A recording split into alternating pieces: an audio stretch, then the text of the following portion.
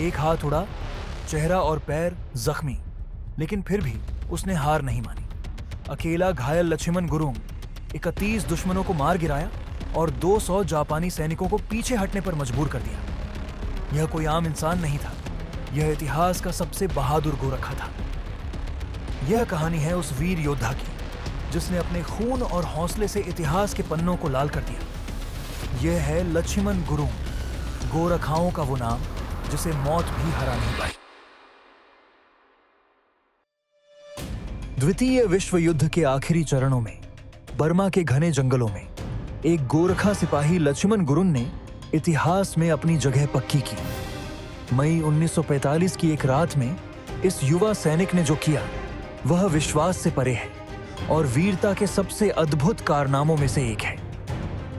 नेपाल के एक छोटे से गांव में जन्मे लक्ष्मण गुरुंग ने 4थी बटालियन 8वीं गोरखा राइफल्स में भर्ती ली, जो अपनी बहादुरी और अनुशासन के लिए प्रसिद्ध थी। अन्य गोरखाओं की तरह लक्ष्मण के दिल में गोरखा का आदर्श वाक्य था, कायर बनकर जीने से बेहतर है मर जाना। लेकिन उन्हें नहीं पता था कि यह विश्वास जल्द ही सबसे कठोर परिस्थितियों में परखा जाएगा। साल 1945 मित्र राष्ट्रों की सेनाएं बर्मा में जापानियों को पीछे हटाने के लिए एक रिलेंटलेस अभियान चला रही थीं।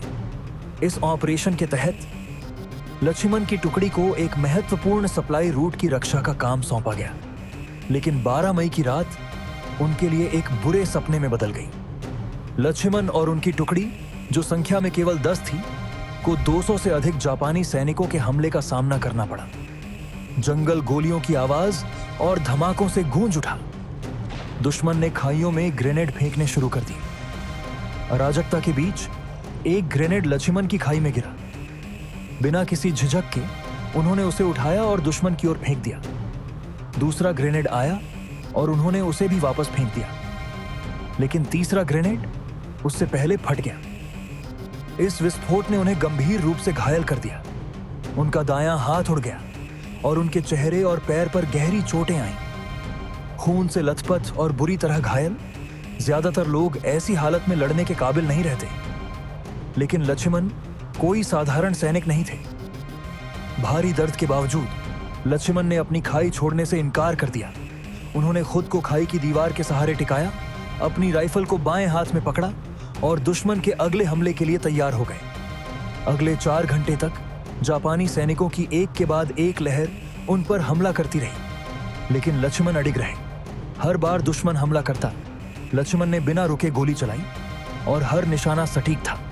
दुश्मन के सैनिक एक एक कर गिरते गए और खाई पर कब्जा करने की उनकी हर कोशिश नाकाम हो गई। जब तक मदद पहुंची, युद्ध क्षेत्र ने अद्भुत वीरता की कहानी कह दी। लक्ष्मण ने अकेले ही 31 दुश्मन सैनिकों को मार गिराया था, वह भी गंभीर रूप से घायल और केवल एक हाथ से लड़ते हुए।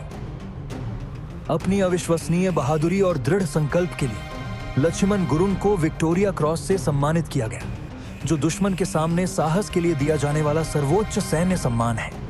उनकी बहादुरी ने न केवल कई जानें बचाईं, बल्कि गोरखाओं की आत्मा को भी उजागर किया। निष्ठा, निडरता और बढ़कर बलिदान की आत्मा।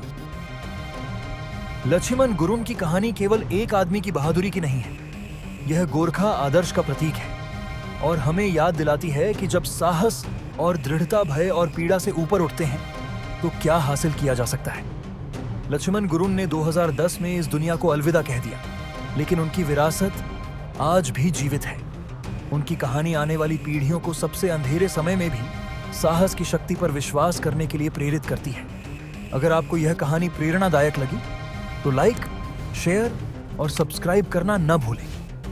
उन नायकों को सम्मान देने में हमारी मदद करें जिन्होंने इतिहास को आकार दिया।